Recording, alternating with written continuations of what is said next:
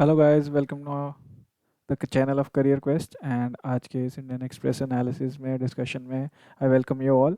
तो आज 1 दिसंबर 2021 है। तो आज की इंडियन एक्सप्रेस दिल्ली एडिशन की जो इम्पोर्टेंट न्यूज़ हैं वो हम डिस्कस करने वाले हैं। So without wasting any time let's begin. तो फर्स्ट और सबसे इम्पोर्टेंट न्यूज़ और जो फ्रंट पेज हेडलाइन थी वो आ रही है हमारे इकोनॉमिक रिकवरी को लेके या हमारे जो है कंट्री की इकोनॉमी को लेके। एंड कहना पड़ेगा कुछ हद तक एक पॉजिटिव न्यूज़ है। तो जैसे कि आप यहाँ पे देख सकते हैं कि riding consumption and farm uptake economic grows at 8.4% in the second quarter. ठीक है। तो ये जो है नेशनल स्टैटिस्टिकल ऑफिस, तो यहाँ पे आपके दो क्वेश्चन बन जाते हैं कि पहला, इंडिया की सेकेंड क्वार्टर की जीडीपी ग्रोथ रेट कितनी है। सो द क्वेश्चन का आंसर बनता है 8.4%। दूसरा, जो नेशनल स्टैटिस्टिकल ऑफिस है वो इस डेटा को रिलीज़ करता है। तो कोई एग्जामिनर अगर आपसे पूछता है कि ये जीडीपी डेटा रिलीज़ कौन करता है, तो you can say that it is released by national statistical office which is again a part of MoSPI, ministry of statistic and programme implementation. ठीक है। तो इसके मिनिस्टर कौन है, यू मस्ट चेक इट। तो अब इस खबर को एक्सप्लेन करने से पहले एज आई सेड कि I will like to go over basics as usual. जैसे मैंने आपको बताया कि आप लोगों में से जो रेगुलर पढ़ रहे हैं so they must be very familiar with all the things. But जो रेगुलर नहीं पढ़ते हैं and those who have just started watching these videos for the newspaper, तो for them I must go over all the basics at least once. ठीक है। तो चलिए अब यहाँ पे हम बात करते हैं कि ये डेटा जो अब आया है इसका क्या सिग्निफिकेंस है। तो सबसे पहले सेकेंड क्वार्टर की यहाँ पे बात हुई है। तो देखिए, आपको पता है हमारा जो एक ईयर होता है उसमें देयर आर 12 मंथ्स। ठीक है। तो ये जो ईयर है ये दो तरीके का होता है। पहला होता है कैलेंडर ईयर। कौन सा? Calendar year. तो ये जो होता है 1 Jan से लेके 31 दिसंबर तक होता है। फिर होता है आपका एक फिस्कल ईयर या फिर फाइनेंशियल ईयर। अब ये फिस्कल ईयर और फाइनेंशियल ईयर जो है ये 1 अप्रैल से लेके 31 मार्च तक चलता है, जो कि आपका सिमिलर रहता है एकेडमिक ईयर के भी इंडिया में। ठीक है। तो जो हमारा फिस्कल ईयर है आते उसमें भी 12 मंथ्स है। इट इज़ जस्ट दैट कि स्टार्टिंग डेट और एंडिंग डेट अलग है। ठीक है। तो पहले आरबीआई का फिस्कल ईयर जो है वो 1 जून से शुरू होता था। ठीक है। सॉरी, 1 जुलाई से शुरू होता था और अपना 30th ऑफ जून को ख़त्म हो जाता था। बट अब जो है उसको भी अलाइन कर दिया गया है with the fiscal year only. तो आरबीआई का और गवर्नमेंट ऑफ इंडिया का जो है फिस्कल ईयर वो सेम ही है। तो इस फिस्कल ईयर में जैसे आप यहाँ पे देख पा रहे हैं 12 मंथ्स हैं। तो इन 12 मंथ्स को चार डिफरेंट क्वार्टर्स में डिवाइड किया जाता है। ठीक है। तो जो आपका फर्स्ट क्वार्टर होता है,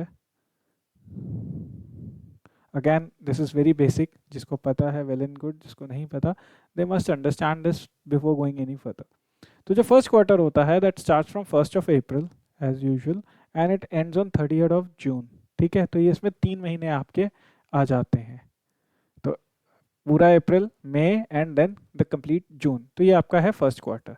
then is your second quarter. तो जो आपका सेकेंड क्वार्टर होता है उस वो 1 जुलाई से शुरू होता है। ठीक है। और ये जाता है all the way to 30th of सितंबर। ठीक है। Similarly then there is your third quarter. अब जो आपका थर्ड क्वार्टर है उसमें अगले 3 महीने आ जाते हैं। तो यानी बेसिकली एक क्वार्टर में 25% होता है। तो साल में आपने एक कंप्लीट ईयर के कितने, 4 हिस्से करने हैं। तो ये 1 अक्टूबर से शुरू होगा और 31 दिसंबर तक जाएगा। Similarly there is a fourth quarter. ठीक है। तो फोर्थ क्वार्टर में आएगा आपका 1 Jan से लेके 31 मार्च तक। तो देखिए ये फिस्कल ईयर था 1 अप्रैल से 31 मार्च। तो ये रही आपकी 1 अप्रैल और ये रहा आपका 31 मार्च। तो इसमें आपके 4 क्वार्टर्स कवर हो जाते हैं। अब इनमें से अगर मैं इन दो क्वार्टर्स को जोड़ दूं, ठीक है, इन दो क्वार्टर्स यानी फर्स्ट और सेकंड क्वार्टर को जोड़ दूं, यानी from 1 April to 30th of September, this is known as first half. इसको बोलते हैं हम फर्स्ट हाफ। ठीक है। और ये जो फर्स्ट हाफ है यूजुअली डिनोट किया जाता है बाय H1। ठीक है, and then if I join these two quarters, ठीक है, तो 1 अक्टूबर से लेके 31 मार्च, this is known as second half of the financial year, ठीक है, and again it is denoted by H2, ठीक है, तो हाफ ईयर जिसको हम बोलते हैं, फर्स्ट हाफ या half year, whatever way you want to say. तो हमारा जो जीडीपी डेटा आता है वो आता है क्वार्टरली, ठीक है, तो यानी साल में 4 बार ये डेटा रिलीज किया जाता है with a lag of approximately 1.5 months. 1.5 महीने के लैग पे, 1.5 से 2 महीने के लैग पे आपको ये डेटा देखने को मिलता है।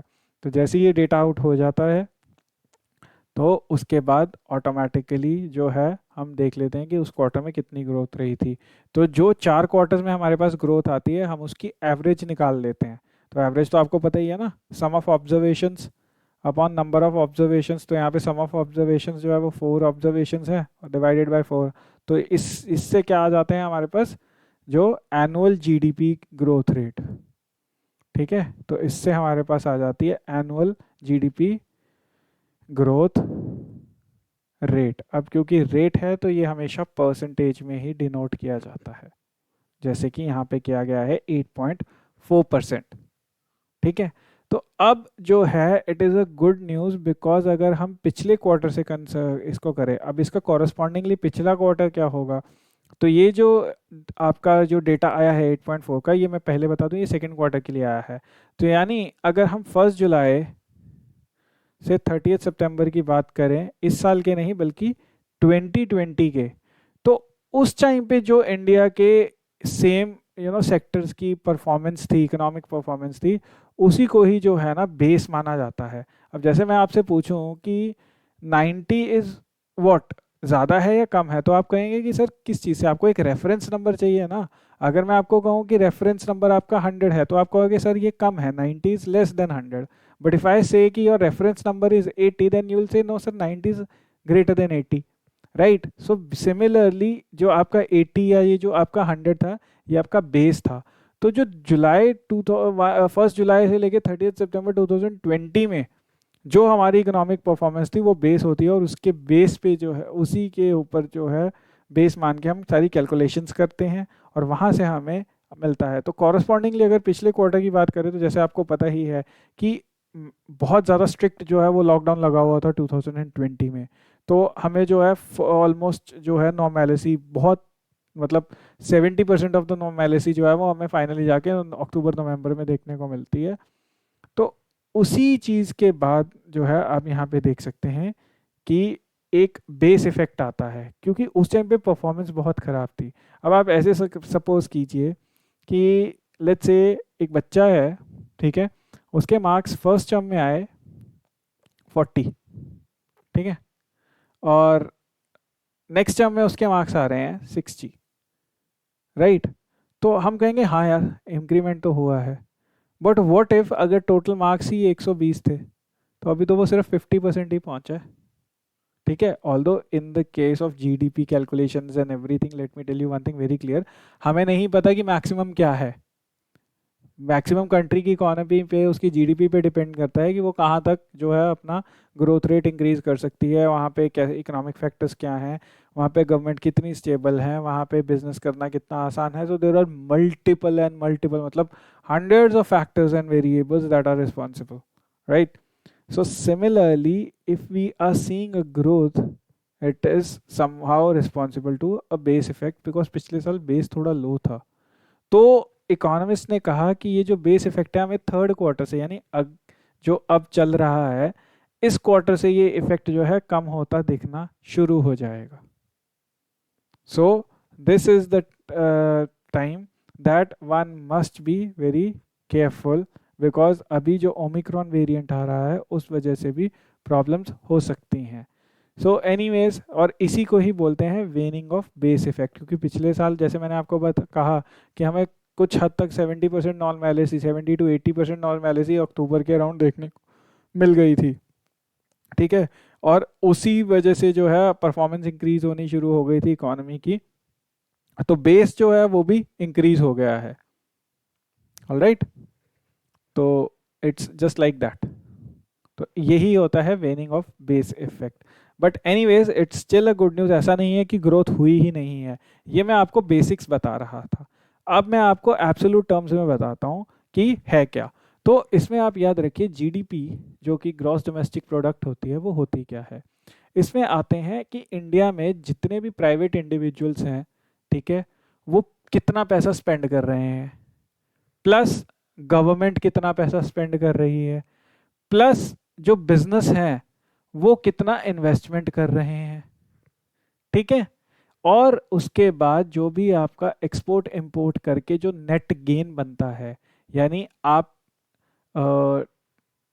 सी ए डी डेफिसिट में है या फिर सरप्लस में है, राइट। तो ये जो प्राइवेट इन्वेस्टमेंट है, यानी आप मैं जो कॉमन मैन खर्चता है अपनी रोज़मर्रा की ज़िंदगी के लिए, आप हज़ारों चीज़ें खरीदते हैं, आप ग्रोसरीज खरीदते हैं, आप जो है इलेक्ट्रिसिटी सप्लाई का बिल पे कर रहे हैं, इंटरनेट सप्लाई का बिल पे कर रहे हैं। So these are all the goods and services that you are buying for your day to day life, ठीक है। तो ये प्राइवेट इन्वेस्टमेंट है या प्राइवेट कंजम्पशन है, sorry not investment but consumption. तो ये कंजम्पशन जो है ये जीडीपी, हमारी जीडीपी का 55% जो है फॉर्म करती है। गवर्नमेंट एक्सपेंडिचर सेकंड बिगेस्ट है और ये 33% होता है हमारी जीडीपी का, ठीक है। ये जो होता है it is 33% of our GDP. फिर जो बिजनेस इन्वेस्टमेंट होती है, ठीक है, वो जो है वो मतलब इतना इम्पोर्टेंट नहीं होता है, ठीक है, क्योंकि अगर आप देखें तो 55 और 33 88% तो हमारी जीडीपी का इन दो फैक्टर्स पे ही डिपेंडेंट है, ठीक है, कि कितनी मतलब स्ट्रांग है हमारी जीडीपी। तो उसमें 88% जो कंट्रीब्यूशन है वो इन दो फैक्टर्स का है, बाकी बचा 12% इन दो का है, राइट। तो यहाँ पे अगर कोई जब तक बहुत अच्छे लेवल पे या बहुत बड़े स्केल पे कुछ खास नहीं हो जाता, तो टिल द टाइम हमें हमारी एब्सोल्यूट जीडीपी में कोई फ़र्क देखने को नहीं मिलता है। तो यहाँ पे अब हम जो देख रहे हैं कि ये जो पुश मिला है it is because of this private investment and government expenditure, ठीक है, जो कि रहा है। इसके अलावा गुड न्यूज़ ये भी है कि बिजनेस इन्वेस्टमेंट काफ़ी अच्छी हो गई है, ठीक है। तो बिजनेस इन्वेस्टमेंट जो है वो पिछले 5 सालों में सबसे ज़्यादा है, यानी जो बिजनेस हैं वो अपनी एक्सपेंशन में, जैसे बड़ी बड़ी कंपनीज हो गई हैं या मीडियम एंटरप्राइजेज हो गई हैं, वो अपनी एक्सपेंशन में काफ़ी पैसा खर्च कर रहे हैं। तो उससे फ़ायदा क्या हो रहा है कि एक्सपैंड कर रहे हैं तो दे विल हायर मोर, तो लोगों के पास लोग एम्प्लॉयमेंट मिलेगी, एम्प्लॉयमेंट से पैसा जो है वो उनके पास जाएगा, पैसा उनके पास जाएगा तो अगेन वो प्राइवेट कंजम्पशन को एक पुश देंगे, ठीक है। तो प्राइवेट कंजम्पशन और ज़्यादा बढ़ेगी तो उससे जीडीपी और इंक्रीज होएगी, जीडीपी और इंक्रीज होगी तो वो फिर से जो है बिजनेस और एक्सपैंड करेंगे। तो दिस इज अ जिसको हम बोलते हैं वर्चुअस साइकिल, ठीक है। दो होते हैं ना, विशियस साइकिल और वर्चुअल साइकिल, तो this is called as a virtual cycle, ठीक है। और बिजनेस इन्वेस्टमेंट कर रहे हैं तो हम सीएडी को भी कंट्रोल में कर सकते हैं, क्योंकि अगर हमारे गुड्स कंपेटिटिव हो जाते हैं और हमारे पास सरप्लस है तो हम एक्सपोर्ट भी कर सकते हैं, जिससे हम करंट अकाउंट डेफिसिट जो है हमारा उसको भी कंट्रोल में लेके आ सकते हैं, right. So this is how your GDP is calculated. So इसीलिए अगर एक लाइन में सम अप करना हो तो sum of all the goods and services produce in a country is its GDP. तो अब जो जीडीपी है ये बनती कैसे है, तो इसमें एक सबसे बड़ा फैक्टर होता है जीवीए का, यानी gross value added, gross value added, ठीक है। तो ये जो ग्रॉस वैल्यू एडेड हो है ये होती क्या है, ये सबसे जो है ना प्रेफर वो होता है, वेरिएबल होता है जीडीपी की ग्रोथ को मेजर करने के लिए, ठीक है। तो जीडीपी जो होती है वो डिराइव कैसे की जाती है, वो जो जीवीए होते हैं ना, यानी ग्रॉस वैल्यू एडेड की, एक कंपनी ने कितनी वैल्यू जो है अपने उसमें, कंपनी ने या किसी भी सर्विस प्रोवाइडर ने अपने जो पूरे बिजनेस में कितनी वैल्यू जो है वो ऐड की है, यानी कितना और जो है वो उसमें एडिशन की है। मतलब आप क्या पहले क्या वो, अगर सपोज करिए पहले वो 1 करोड़ की सेल कर रहा था तो क्या वो 1 लाख 10 साल 1 लाख 1 करोड़ 10 लाख की कर रहा है, या ज़्यादा हुई है या कम हुई है, तो उसी से ही हमें कैलकुलेट करने को मिलता है ग्रॉस वैल्यू एडेड, ठीक है। तो अब इस ग्रॉस वैल्यू एडेड में अगर हम जो भी गवर्नमेंट पैसा टैक्सेस से कमा रही है वो ऐड कर दें और जो गवर्नमेंट पैसा सब्सिडीज में पे कर रही है वो माइनस कर दें, तो हमारे पास जो है जीडीपी आ जाती है, हमारे पास क्या आ जाती है अगेन, जीडीपी आ जाती है। तो जीडीपी कैलकुलेट करने के आपके पास दो तरीके हैं।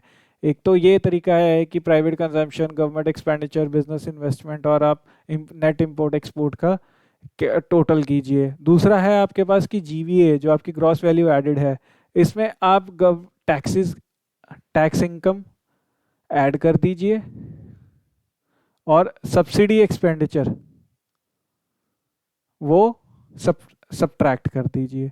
तो जितनी ज़्यादा सब्सिडी कम होगी, कम जितनी कम सरकारों को सब्सिडी देनी पड़ेगी, उतनी हमारे कंट्री की जीडीपी जो है वो ज़्यादा इंक्रीज करेगी। It's as simple as that, right. और इससे ओवरऑल इकोनॉमी का जो है ना, मतलब जो ये जीवीए वाला मेथड है, इससे हमें ओवरऑल इकोनॉमी का जो एक हेल्थ होती है वो भी ज़्यादा बेटर तरीके से पता लग जाता है, और कौन से सेक्टर जो हैं वो सबसे ज़्यादा स्ट्रगल कर रहे हैं वो भी हमें ज़्यादा क्लियर हो जाता है। ठीक है। क्योंकि अगर हम लास्ट 4 सालों की बात करें तो जो ग्रॉस वैल्यू एडेड सारे सेक्टर्स में है, वो खासकर इस बार जो Q2 में थी, जो इस साल की आई है, तो उनमें से जो 4 की सेक्टर हैं जिनमें सबसे ज़्यादा जॉब्स जो हैं वो क्रिएट की जाती हैं, जिनमें से एक आता है आपका कंस्ट्रक्शन एंड सर्विसेज वाला, ट्रेड्स, होटल्स, ठीक है, और ऑल द फाइनेंशियल सर्विसेज वाला। ठीक है। इनमें जो है इसके अलावा चौथा जो होता है वो आपका माइनिंग और क्वारिंग वाला।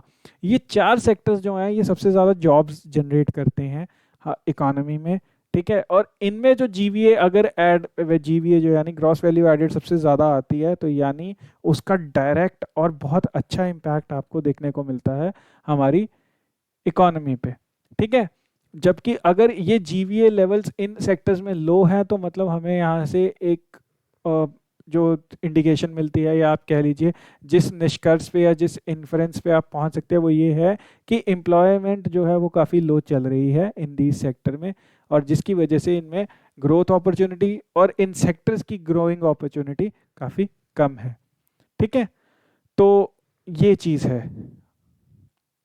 तो यहाँ पे आप देख सकते हैं कि एग्रीकल्चर, फॉरेस्ट्री और फिशिंग वाला जो सेक्टर है वो पहले 4.5 से कॉन्ट्रैक्ट किया था, अब 7.7 से इंक्रीज किया है। ऑलराइट, सॉरी, पहले मतलब जुलाई पिछले साल देख लीजिए और इस साल देख लीजिए, तो पिछले साल इनकी जो ग्रोथ रेट थी वो 4.5% थी, इस साल 7.7% है। मैन्युफैक्चरिंग की 5.5% थी, इस बार थोड़ी कम हुई है, 3.9%। Agriculture, sorry, electricity, gas, water supply, इसकी 8.9% थी, 11.4 हो गई है। कंस्ट्रक्शन सेक्टर जो पिछले साल बहुत ज़्यादा एक्सपैंड कर रहा था, इस साल जो है कंट्रैक्ट कर गया है। ट्रेड्स, होटल्स अगेन पिछले साल एक्सपैंड किए थे, इस साल फिर कंट्रैक्ट कर गए हैं। प्राइवेट फाइनल कंजम्पशन एक्सपेंडिचर इस साल एक्सपैंड किया था, पिछले साल एक्सपैंड किया था, इस साल कंट्रैक्ट कर रहा है। So here you can see the figures for 2019-20 financial year and 2020-21 financial year. So ये इस साल का नहीं है, माय मिस्टेक, ये इस साल का नहीं है, ये 2019 और 20 का है। तो यहाँ पे आप फ़र्क देख सकते हैं, और यहाँ पे फ़र्क देख सकते हैं कि यहाँ पे हमारे ये जो 3 सेक्टर्स हैं, कंस्ट्रक्शन, ट्रांसपोर्ट, होटल और प्राइवेट फाइनल कंजम्पशन एक्सपेंडिचर, इसमें हम कंट्रैक्शन देखने को मिल रही थी, यहाँ पे फाइनली एक्सपेंशन शुरू हो गई है। एंड एज आई सेड कि these are some of the sectors जो सबसे ज़्यादा जॉब जो है वो जनरेट करते हैं। So overall the economy is in good shape, recovery जो है हमारी अच्छी चल रही है। ठीक है। और भगवान करे ऐसी ही अच्छी चलती रहे, ताकि हमारी रिकवरी जो है वो ऑन ट्रैक रहे। वैक्सीनेशंस जो है इसमें बहुत मेजर रोल प्ले कर रही हैं, क्योंकि कंट्री में काफ़ी लोगों को काफ़ी हद तक बहुत अच्छे तरीके से कवरेज कर ली गई है फर्स्ट डोज की, और उन डोज से ये प्रूव भी हो गया है कि जो सीरियस केसेस आते हैं, जो क्रिटिकल केसेस होते हैं, वो 97% तक कम हो जाते हैं। ठीक है। ऐसा नहीं है कि अब आप कोविड पॉजिटिव हो ही नहीं सकते, अब हो जाओगे इन केस अगर आपने प्रिकॉशंस नहीं लिए हैं, वैसे गॉड फॉरबिड्स कोई हो, लेकिन अगर आप हो भी जाते हो तो 97% ऑफ द टाइम्स आपको हॉस्पिटल जाने की भी ज़रूरत नहीं पड़ेगी। आपको माइल्ड सिम्टम्स होंगे या फिर एसिम्टोमेटिक रहोगे, यानी सिम्टम्स आएंगे ही नहीं। ठीक है। तो यानी आपको माइल्ड सिम्टम्स होंगे या आप एसिम्टोमेटिक रहोगे अगर आपने वैक्सीनेशन करा रखी है। तो vaccine does not make you invincible, it only protects you from getting your case worse. ठीक है। So if you have not got vaccinated, please go and get vaccinated. आप अपने देश की, अपनी और अपनी फैमिली की बहुत बड़ी हेल्प करेंगे। ठीक है, चलिए let's move on to the next news. अब नेक्स्ट न्यूज़ जो है वो थोड़ी कंट्रोवर्शियल भी है और थोड़ा उसमें पॉलिटिक्स भी है, बहुत कुछ है, बट हम ओवरऑल एक कंटेक्स्ट में समझते हैं।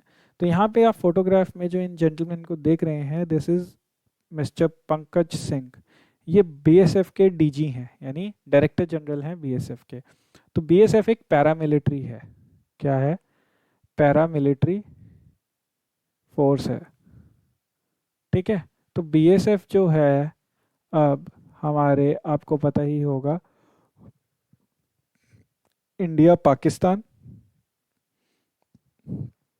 And India Bangladesh, in borders को जो है वो क्या करती है? प्रोटेक्ट करती है। प्राइमरी एजेंसी है जिसके पास चार्ज है इन दो बॉर्डर्स का, on the western front, on the eastern front. तो आपको याद होगा 11 अक्टूबर को home ministry of home affairs ने एक नोटिफिकेशन निकाली थी जिसमें जो है बीएसएफ की जुरिस्डिक्शन 50 किलोमीटर्स तक कर दी गई थी। ठीक है, इनसाइड द इंटरनेशनल बॉर्डर। तो इसके ऊपर जो है state of Punjab and state of West Bengal, दोनों ने बहुत ज़्यादा जो है इसके ऊपर ऑब्जेक्शन रेज की थी और उन्होंने कहा था कि this is a way to curb the powers of state government. तो सेंट्रल गवर्नमेंट को कहा था कि आप फेडरलिज्म, जो हमारे कॉन्स्टिट्यूशन का एक बेसिक स्ट्रक्चर है, उसे ख़राब कर रहे हैं। तो यहाँ पे जब एनुअल प्रेस कॉन्फ्रेंस होती है बीएसएफ की, उसमें उनके डायरेक्टर जनरल ने कहा है कि ये जो यहाँ पे इंक्रीज़ की गई है 50 किलोमीटर्स की, जो ये लिमिट इनकी इंक्रीज़ की गई है, वो इसलिए की गई है ताकि सारे कंट्री में एक यूनिफॉर्मिटी आ जाए। पहले कुछ स्टेट्स में ये 15 किलोमीटर्स तक थी, कुछ स्टेट्स में ये 80 किलोमीटर्स तक है। ठीक है। तो उन्होंने कहा था कि जब एक बटालियन एक बॉर्डर से दूसरी जगह शिफ्ट होती है तो उस वजह से जो है उन्हें अडेप्टेबिलिटी में प्रॉब्लम आती है। लेकिन अगर protocols through and through same रहेंगे तो हमारी एफिशिएंसी इंक्रीज हो जाएगी। इसीलिए गवर्नमेंट ने क्या किया कि मोस्ट ऑफ द स्टेट्स में 50 किलोमीटर्स की लिमिट्स जो है वो फिक्स कर दी।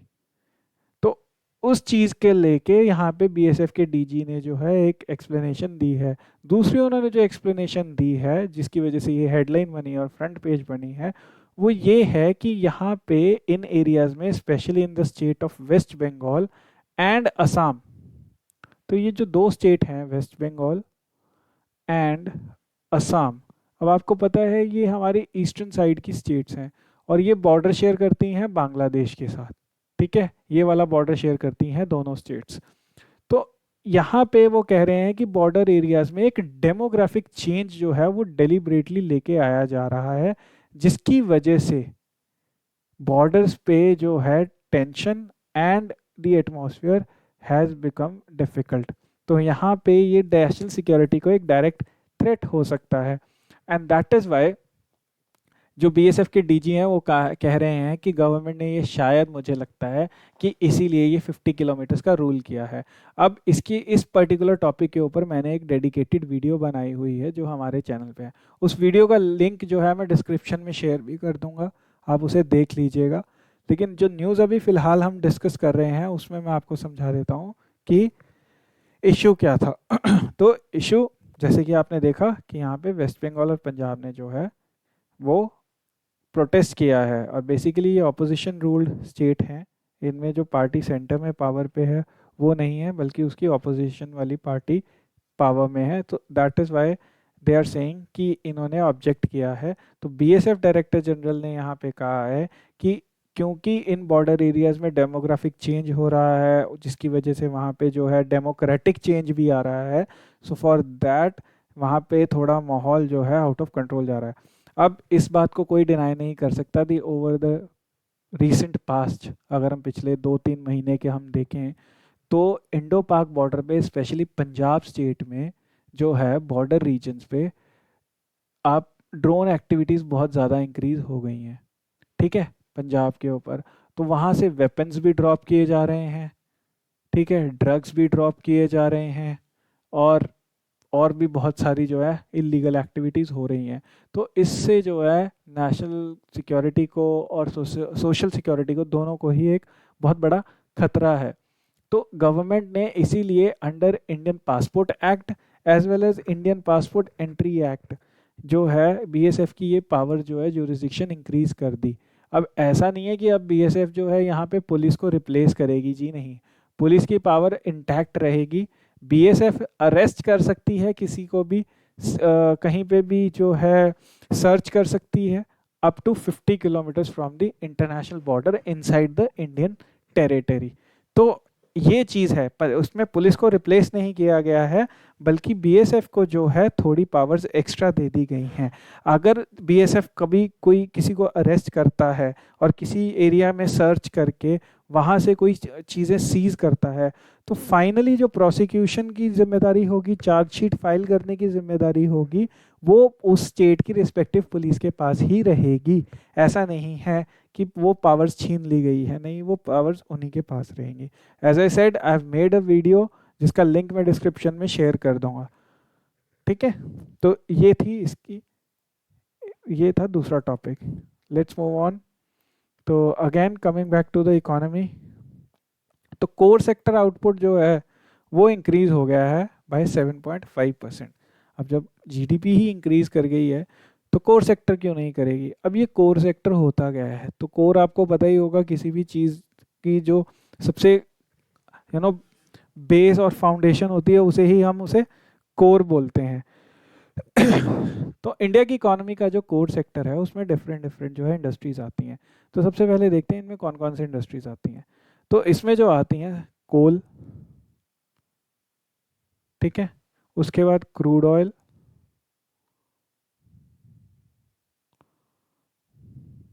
उसके बाद नेचुरल गैस,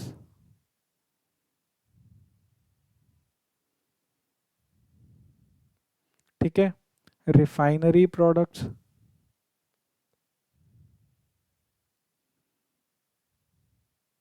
फर्टिलाइजर्स,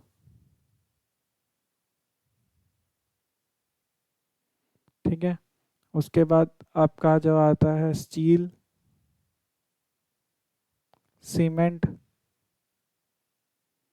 ठीक है, एंड इलेक्ट्रिसिटी। तो ये जो 8 हैं, ये 8 जो है ये हमारी कोर सेक्टर इंडस्ट्री है। कोल इंडस्ट्री, क्रूड ऑयल की इंडस्ट्री, नेचुरल गैस की इंडस्ट्री, रिफाइनरी प्रोडक्ट्स की industry, fertilisers, steel, cement, electricity. क्योंकि ये सबसे फंडामेंटल है। आपको कोई भी काम करना है, आपको इस इंडस्ट्री से हेल्प लेनी ही पड़ेगी। कोई भी आगे और फर्दर इंडस्ट्री चलानी है, इंडस्ट्री नहीं भी चलानी, आपको अपना घर बनाना है, आपको सीमेंट चाहिए, आपको स्टील चाहिए, आपको उसमें इलेक्ट्रिसिटी कनेक्शन चाहिए, ठीक है। और उस सीमेंट स्टील को मंगवाने के लिए आपको ट्रांसपोर्ट चाहिए, जिसको नेचुरल गैस या रिफाइनरी प्रोडक्ट्स की ज़रूरत पड़ेगी। Then you got other industry जो कोल पे डिपेंडेंट है, क्योंकि कोल इलेक्ट्रिसिटी प्रोड्यूस करती है और इलेक्ट्रिसिटी इंडस्ट्री को जो है पावर करती है। So that is why this sector is known as core sector. तो इसमें जो है इस आउटपुट में 7.5% का इंक्रीज हुआ है in the month of October. तो ये जो कोर सेक्टर आउटपुट जो डेटा आता है, ये कब आता है, तो ये मंथली आता है। जैसे मैंने अभी आपको थोड़ी देर पहले बताया है कि जो हमारे जीडीपी का डेटा है वो क्वार्टरली आता है, ये जो है मंथली आता है with a gap of 1 month, ठीक है। एंड मोर ओवर एक चीज़ और मैं आपको यहाँ बता दूँ कि ये जो 8 इंडस्ट्रीज़ हैं, ये जो हमारी टोटल होती है ना, उसमें इंडेक्स ऑफ इंडस्ट्रियल प्रोडक्शन में, आईआईपी बोलते हैं हम उसको, इंडेक्स ऑफ इंडस्ट्रियल प्रोडक्शन में, उसमें सिर्फ इस 8 सेक्टर्स का ही 40% कॉन्ट्रीब्यूशन रहता है। जिस ये आईआईपी वो चीज़ है जिससे हमें पता लगता है कि इंडिया में इंडस्ट्रियल एक्टिविटी कितनी हो रही है। ये भी मंथली आता है और ये भी ministry of commerce he release करती है, ठीक है। तो ये जो कोर सेक्टर जो इंडेक्स है, ये और आईआईपी, ये दोनों ministry of commerce and industry ये रिलीज़ करती है। तो ये चीज़ आप याद रखिएगा। इसके मिनिस्टर कौन है, do look it up, he is a very famous and a very hard working गाय। और फन फैक्ट, जो मिनिस्टर साहब हैं वो चार्टेड अकाउंटेंट भी हैं। ठीक है, he is also the leader of house in Rajya Sabha. तो ये कोर सेक्टर आउटपुट जो है 7.5% इंक्रीज हो गया, और इसमें जो है दो सेक्टर सबसे ज़्यादा इंक्रीज किए हैं, that is natural gas as well as coal. ठीक है, तो आई होप अब आपको ये चीज़ क्लियर हो गई होगी। ज़्यादा इम्पोर्टेंट इसमें ये था, जैसे मैंने आपको बताया ये डेटा मंथली आता रहता है, तो ये प्लीज़ अब आप दिमाग में ज़रूर रखिएगा। चलिए, let's move on to the next news. Give space to unknown freedom fighters, जो हमारे हाउस पैनल हैं। अब हाउस पैनल कौन सा हाउस पैनल, हमारा जो हाउस पैनल है ऑन, एक कमेटी बनाई गई थी, यानी पार्लियामेंट्री स्टैंडिंग कमेटी। किस चीज़ के ऊपर, हमारी एजुकेशन सिस्टम के ऊपर एक पार्लियामेंट्री कमेटी बनाई गई। तो उन्होंने रेकमेंड किया है कि हमारा जो नेशनल करिकुलम है, यानी एनसीईआरटी की जो बुक्स वगैरह हैं, उनमें हम जो अननोन फ्रीडम फाइटर्स हैं, जिनको आज तक हमने ड्यू रिकॉग्निशन नहीं दी है और उनकी कंट्रीब्यूशन काफ़ी ज़्यादा थी हमारी फ्रीडम मूवमेंट में, उनको जो है अब हमें जगह देनी है अपनी बुक्स में। ठीक है, तो यहाँ पे अब आप देख सकते हैं कि एक पैनल बनाया गया था मिनिस्ट्री ऑफ एजुकेशन की तरफ से। ठीक है, और उस पैनल ने कहा है कि हम जो है अब हमें अब रिव्यू करना चाहिए इंडियन फ्रीडम फाइटर्स की इन हिस्ट्री। और दूसरी चीज़ जो इन्होंने रेकमेंड की है वो ये की है कि एंशियंट विजडम एंड नॉलेज जो है फ्रॉम वेदास स्पेशली, वो जो है बुक्स में इनकॉर्पोरेट करें। अब देखिए, ये जो हमारी एंशियंट नॉलेज है और जो विजडम है बुक्स में, उसमें हमारे पास मॉरल नॉलेज भी है। ठीक है, उसमें हमारे पास साइंटिफिक नॉलेज भी है, उसमें हमारे पास मैथमेटिकल नॉलेज भी है। तो अगर उसे हम सिर्फ रिलीजियस पॉइंट ऑफ व्यू से देखेंगे तो मैं साफ कहूँगा कि वो बहुत ही, इसको है ना, एक नैरो विजन से, एक बहुत छोटी सोच से देखने वाली बात होगी। अगर हम उसे ब्रॉड कंटेक्स्ट में देखें तो these books are not only a part of some religious text, but they are also as much equally a part of our history.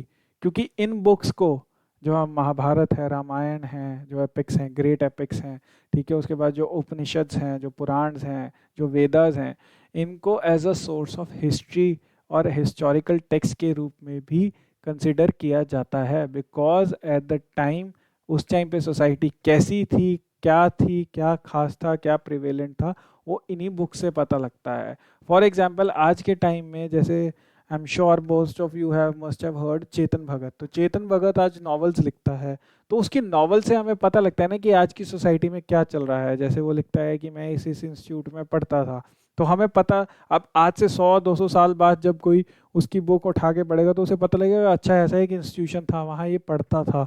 तो they will get some idea. So that is how these books, जो उस, क्योंकि उस time का जो हमारे पास text है वो बहुत लिमिटेड है, लेकिन काफ़ी इलेबोरेट है, खासकर जो हमारा एंशियंट इंडिया का जो हमारे पास लिटरेचर है, उस लिटरेचर को हिस्टोरिकल लिटरेचर भी कंसिडर किया जाता है। Yes, somehow due to prejudices, due to biases, उसको रिलीजियस टेक्स्ट तक ही लिमिटेड कर दिया गया है by some people with vested interest. लेकिन इस बात में कोई डाउट नहीं है कि आप उसको रिलीजियस टेक्स्ट की जगह हिस्टोरिकल टेक्स्ट भी ट्रीट करोगे, और करना चाहिए। ठीक है, तो इसीलिए ये जो कमेटी है, ठीक है, तो पार्लियामेंट्री कमेटी ऑन एजुकेशन जो है, इसने रेकमेंड किया है कि अब हम जो है, जो अननोन फ्रीडम फाइटर्स हैं, इनको, और जो हमारा एंशियंट टेक्स्ट और नॉलेज है, इनको अपनी बुक्स में जो है इनकलकेट करें, ताकि वो जो अननोन फ्रीडम फाइटर्स हैं, जिनको जो है साइड कर दिया गया था या साइड लाइन कर दिया गया था और उनको उनका ड्यू ऑनर नहीं मिला, उनको भी ऑनर कर सके। प्लस ये जो मॉरल, साइंटिफिक और मैथमेटिकल नॉलेज और आर्किटेक्चरल नॉलेज जो हमारे एंशियंट टेक्स्ट में है, ये हम आने वाली जनरेशन को जो है वो पास ऑन कर सकें। Because the more they learn, the better they become. इसके अलावा उन्होंने रेकमेंड किया है कि सिख और मराठा हिस्ट्री जो है उसको भी हम हिस्ट्री में एक प्रॉपर जगह दें। क्योंकि हमारी देखिए, when I was working with government of India, तो I had a lot of colleagues from south India. तो वो ये बात हमेशा कहते थे, specially, and I had colleagues from north east India also. तो ये बात कहते थे कि हाँ, हिस्ट्री का ना कहीं दिल्ली को लेके सेंट्रलाइजेशन कर दिया गया है।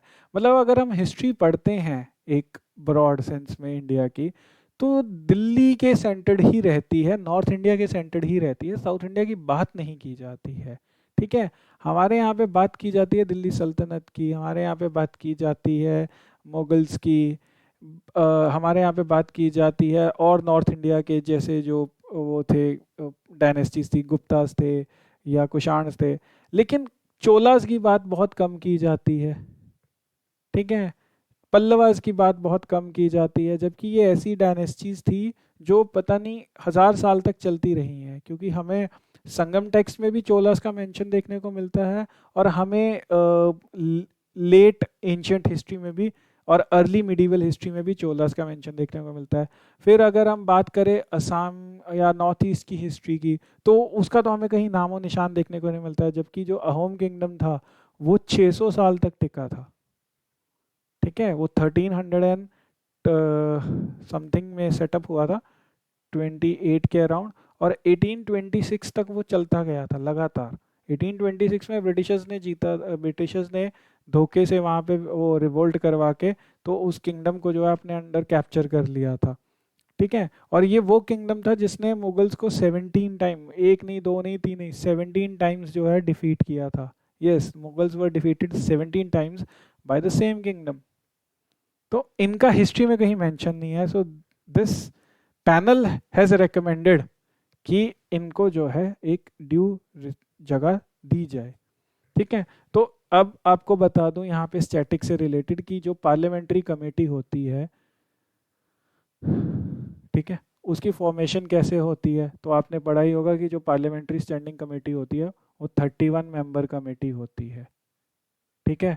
जिसमें से 21 मेंबर्स लोकसभा से आते हैं और 10 मेंबर्स जो हैं वो राज्यसभा से आते हैं। हर मेंबर की जो टेन्योर होती है वो 1 साल की होती है। और इसका मिनिस्टर जो, कोई भी मिनिस्टर जो है इसका मेंबर नहीं बन सकता। इनके मेंबर्स जो हैं लोकसभा वाले, वो स्पीकर नॉमिनेट करते हैं, और राज्यसभा वाले जो हैं वो chairman of the Rajya Sabha nominate करते हैं। उसके बाद जो है प्रॉपर इन्हें अपॉइंट कर दिया जाता है by the respective presiding officers. ठीक है। और फिर उसके बाद ये जॉइंट पार्लियामेंट्री कमेटी जो है अपनी आगे वर्क कैरी ऑन करके और रिपोर्ट सबमिट करती है। तो इन्होंने भी अपनी रिपोर्ट सबमिट की है, और ये जो रिपोर्ट है राज्यसभा में सबमिट हो चुकी है और इसी रिपोर्ट का हिस्सा था। ठीक है। तो ट्यूसडे को इसी रिपोर्ट पे जो है वो डिस्कशन हो रही थी, और उसमें इस रिपोर्ट की फाइंडिंग्स जो हैं वो पब्लिक कर दी गई हैं। फिलहाल इस पैनल के चेयरमैन कौन है? तो इस पैनल के जो चेयरमैन हैं वो बीच हैं मिस्टर एम पी सॉरी विनय पी सहस्त्रबुद्धे। ठीक है। विनय पी सहस्त्रबुद्धे। ऑलराइट। अच्छा, इसके साथ साथ मैं आपको एक और चीज़ बता दूं कि सितंबर में, इस साल सितंबर 2021 में, मिनिस्ट्री ऑफ एजुकेशन ने एक 11 members committee, sorry 12 members committee जो है वो फॉर्म की थी फॉर द सेम पर्पस, जिसमें वो एनसीएफ रिवाइज करेंगे, नेशनल करिकुलम फ्रेमवर्क। एनसीएफ को जो है वो रिवाइज करेंगे।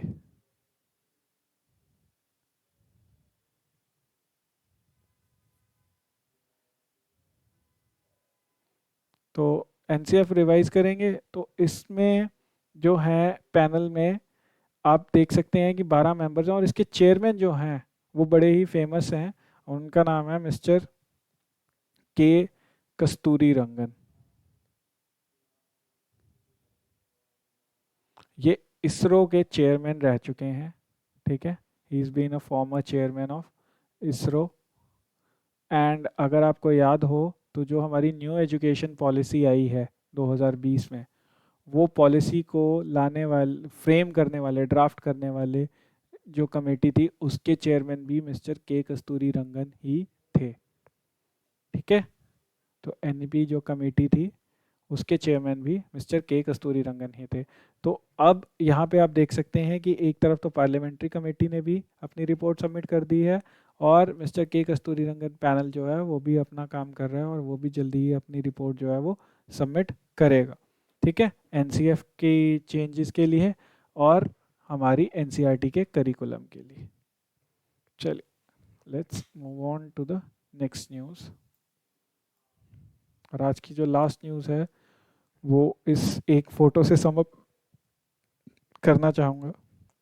यहाँ पे आप इन्हें देख रहे हैं, ये हैं एडमिरल करमबीर सिंह।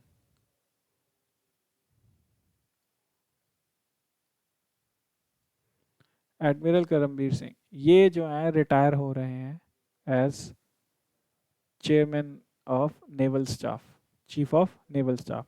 और ये जो हैं ये हैं एडमिरल आर हरी कुमार।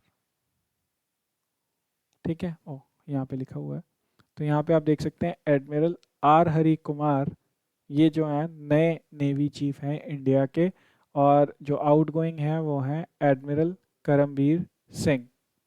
तो यहाँ पे ये चार्ज जो है हैंड ओवर कर रहे हैं, और उसी की जो एक सेरेमनी है उसी की एक फ़ोटो यहाँ पे देखने को मिल रही है। So with this we come to the conclusion कि अब इंडिया के जो नए नेवल चीफ हैं उनका नाम है एडमिरल आर हरी कुमार। तो जैसे कि अभी आपने देखा था कि प्रोजेक्ट 75 के अंडर जो है हमने आईएनएस वेला को कमीशन होते हुए देखा। ठीक है, उससे पहले आईएनएस विशाखापट्टनम को जो है कमीशन होते हुए देखा। ठीक है, अब आईएनएस विशाखापट्टनम आपको पता है एक डिस्ट्रॉयर है, और आईएनएस वेला एक सबमरीन है। अगर आपको नहीं पता कि सबमरीन और डिस्ट्रॉयर में क्या फ़र्क होता है, तो उसके लिए भी ये हमने एक डेडिकेटेड वीडियो बनाई हुई है जो हमारी सीडीएस लेक्चर सीरीज़ में आपको मिल जाएगी। I will again share the link in the description, तो वो आप देख सकते हैं, और उसमें देख भी सकते हैं कि ये जो नाम है वेला विशाखापट्टनम, ये कैसे रखे जाते हैं, क्या सिग्निफिकेंस होता है, ताकि जब भी आपको एग्ज़ाम में कभी क्वेश्चन आए कि एग्ज़ामिनर आपसे पूछे कि ये पर्टिकुलर चीज़ है, तो ये क्या चीज़ है, ये क्या एयरक्राफ्ट कैरियर है, ये सबमरीन है, क्या है, तो आप इजीली, बहुत इजीली आंसर कर सकते हैं। बिकॉज अगर आपको पता होगा कि नाम कैसे रखे जाते हैं तो आप इजीली आइडेंटिफाई कर पाओगे भी ये किस टाइप का और कौन सा नेवल वेसल। तो ये थी आज की इम्पोर्टेंट न्यूज़। तो आई होप आज को इस लेक्चर में कुछ ना कुछ गेन करने को मिला होगा। सो if you have any doubts you can again type it in the comment section. कोई टॉपिक जो आप चाहते हैं कि डिटेल में डिस्कस हो, and you can suggest that also in the comment section. Apart from that, there is any other advice or suggestion for us, so do let us know in the comment section. So till then, keep studying hard, keep working hard, stay fit, get vaccinated. Jai Hind, Jai Bharat.